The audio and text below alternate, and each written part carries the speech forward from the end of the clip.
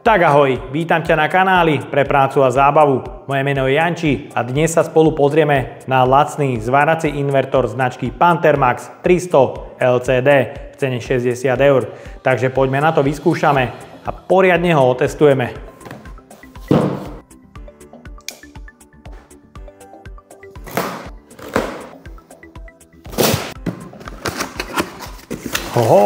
Je pre mňa veľkým prekvapením. V základnom balení máme kufrík pre skladovanie. V balení nájdeme zväzok vodičov. Podľa hmotnosti sa zdá, že ide o hliník s pomedeným vláknom prierezom 1x16 mm o dĺžke 160 až 180 cm na každé kliešte. Kliešte pre uzemnenie sú plechové, mäkké, úplne to najzákladnejšie a najjednoduchšie, čo môže byť pre odskúšanie, môže vydržať, určite ale odporúčam vymeniť. Taktiež kliešte pre držanie elektródy sú to štandardy KB200, tie už samozrejme môžu niečo vydržať, hlavne do zvárania 120 A určite postačujú. No a štekre pre napojenie k zváračke sú to menšie, 10-25. No a v balení je samotná zváračka a užívateľský manuál.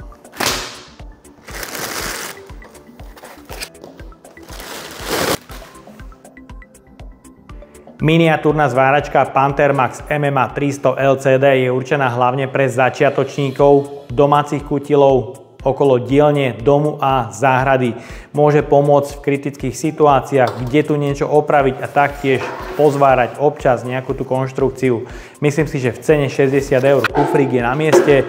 Nemáme tu prebytočný štít ochrany zraku, ktorý je úplne zbytočný. Samozrejme áno, ten kufrík nie je extrémne pevný, ale na uschovanie zváračky samozrejme môže postačovať. Je to stroj 2 v 1, zvára obalovanou elektródou, rutilovou alebo bazickou do maximum 120 A. Sú to nastaviteľné funkcie Hot Start, Arc Force, VRD, k tomu LCD displej, na ktorom môžeš vidieť ampere aj zo zvárackej kukly.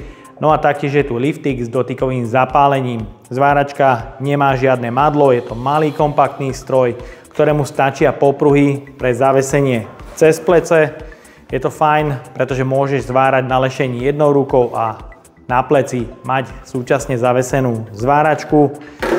Na stole má trošku slabšiu stabilitu, je vidieť, že na mojom zvárackom stole sa myká. Je to hlavne kvôli plastovým krytom z prednej a zadnej strany, pretože tu nie sú žiadne gumové nožičky, iba plastové výlisky a samozrejme sa môže na stole klzať. Z bočnej strany nájdeme prieduch odvetrania, ktorý sa samozrejme nachádza aj na opačnej strane spolu so štítkom o zaťažení, na ktorom výrobca uvádza pre obalovanú elektródu zapaľovanie na prázdno 65 V zaťažovateľ pri 120 A, čo je maximum 30% pracovný cyklus. Znamená, že by si mal dokázať zvárať 3 minúty na maximum 120 A a nepretržité zváranie na 66 A. Vzadu nájdeme tlačítko zapnutie, vypnutie, pomerne veľký prieduch odvetrania pre chladenie zdroja, možnosť uzemnenia a sieťový kábel na 230 V s dĺžkou 2 m a vodičom 3x2,5 mm. Z čelnej strany osadený miniatúrny LCD displej, jeden kóder s možnosťou potvrdenia, prieduch odvetrania a 2x šteker polarity plus a mínus. Celková hmotnosť zváračky aj so sieťovým káblom je 2500 gramov.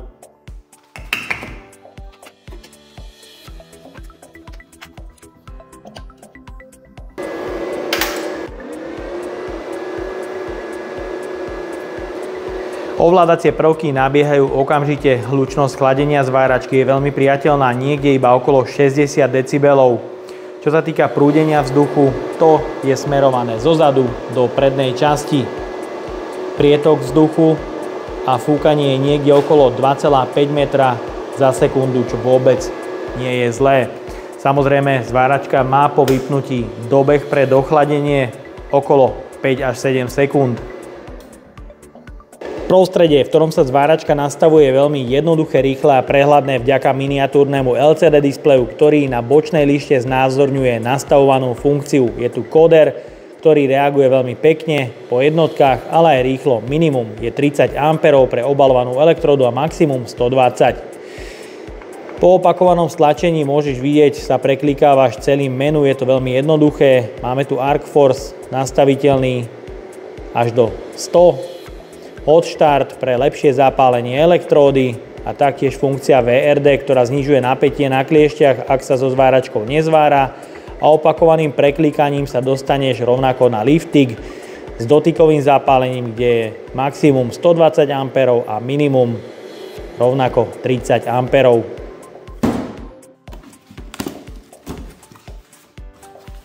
V balení nájdeme štvorramenný hlavový kríž, nastaviteľný na zadnej strane a nastaviteľný na obvod hlavy. Samozrejmosťou je užívateľský manuál a bočné záslepky na zaslepenie bočného priezoru.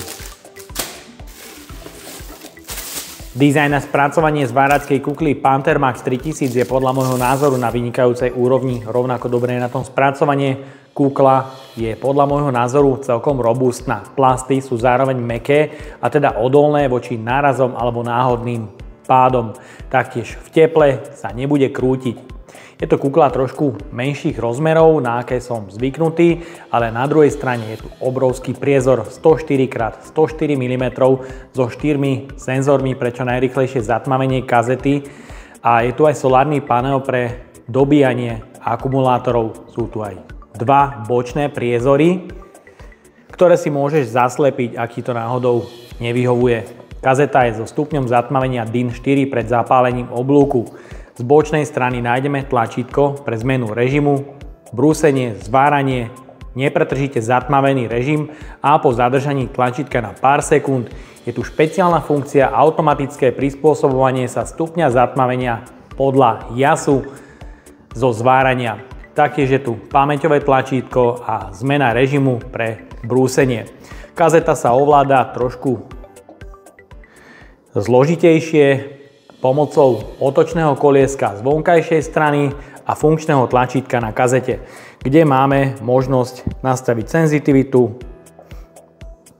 stupeň zatmavenia a taktiež oneskorenie. Je to štandard. No a z bočnej strany, ak sa vlastne nastaví nejaká funkcia, tak sa dajú nastavovať tieto parametre celkom jednoducho, ale môžem povedať, že potrebuješ na to vlastne dve ruky, pretože kolieskom nastavuješ parametre a funkčným tlačítkom prepínaš parameter, ktorý potrebuješ nastavovať. No a ak zadržíš tlačítko na pár sekúnd, zmení sa ti to na automatiku, ktorú si taktiež môžeš ešte dokorigovať. Hlavový kríž veľmi príjemne dolieha na hlavu, dá sa nastaviť. V hornej polohe je aretačná pozícia, aby kukla nepadala samovoľne dopredu a používanie je jednoduché. Stačí jemne preklopiť a používať.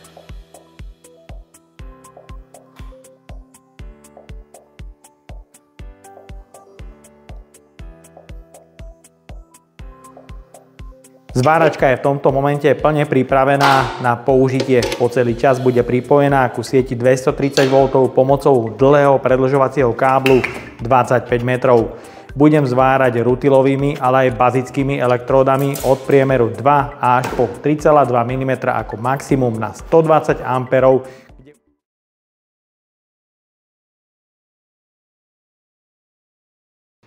V tomto momente je zváračka pripravená na použitie. Pripojená k sieti 230 V pomocou predĺžovacieho kábla o dĺžke 25 metrov.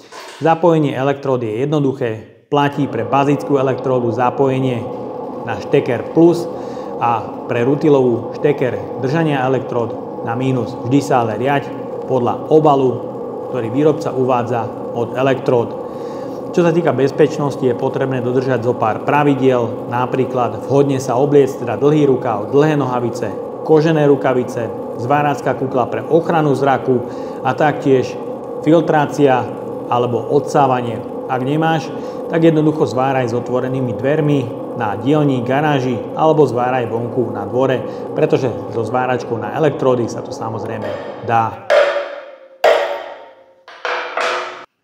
Rutilová elektróda o priemere 2,5 mm zapálila oblúk s extrémnou ľahkosťou pri nastavení 75 A. Následne bol krásne stabilný po celej dĺžke zvaru.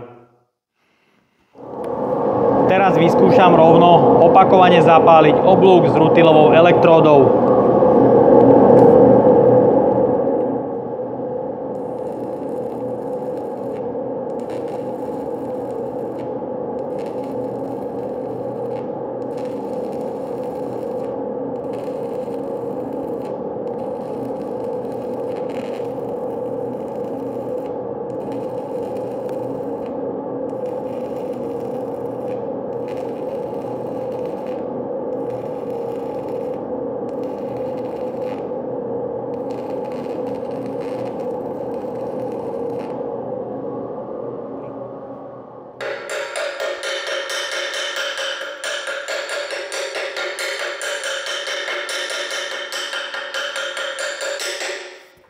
Opakované bodovanie s rutilovou elektródou pri nastavení 75 A ide vynikajúco.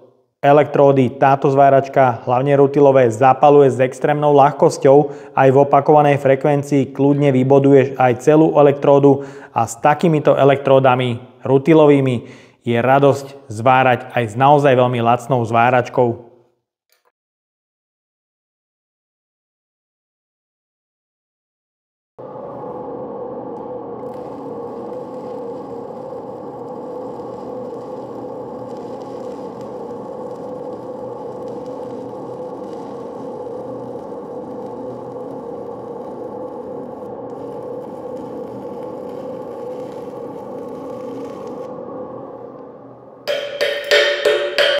Bazická elektróda o priemere 2 mm zapálila približne na 75 A. Oblúk bol pomerne stabilný po celej dĺžke zvaru, ale bohužiaľ na 55 A jednoducho nezapalovala.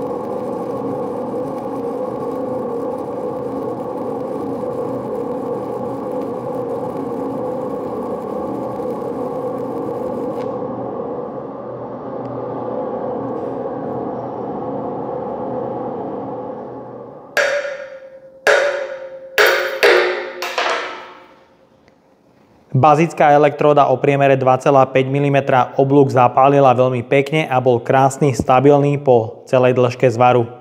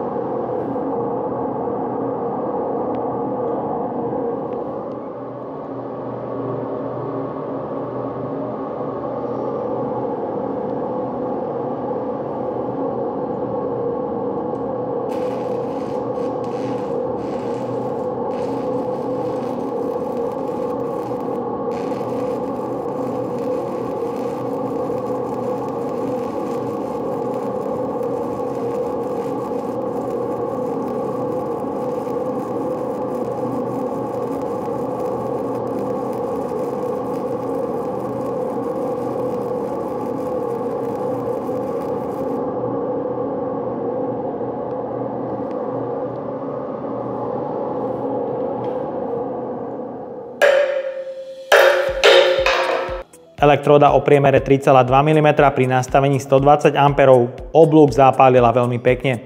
Ten bol stabilný zhruba 2 cm, následne oblúk zhasol, nebol ale problém elektródu opakovane zapáliť a spraviť ďalšie 4 cm zvaru, následne oblúk znova zhasol.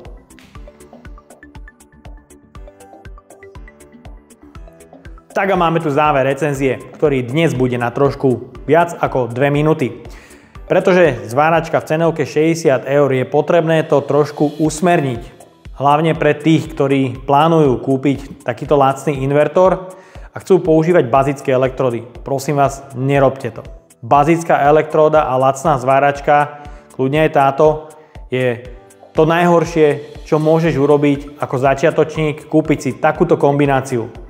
Ak proste chceš začať zvárať a mať z toho radosť, buď teda investuj viac peňazí a kľudne používaj bazické elektrody. Normálne bežne to funguje, ale na lacnom invertori určite odporúčam vždy radšej používať rutilové elektrody.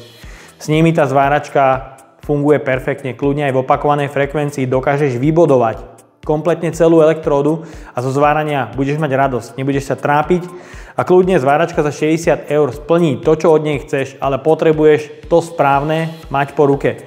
Takže čo sa týka bezpečnosti, rukavice, odev, zváračka kukla, hlavne rutilové elektródy a lacná zváračka, naozaj to môže krásne fungovať. Takže určite daj na to, mohol si vidieť, ako funguje s bazickou elektródou, dokáže ju zapáliť, ale nie je to naozaj to práve orechové, čo by som od zváračky očakával pri práci, je potrebné mať z toho radosť.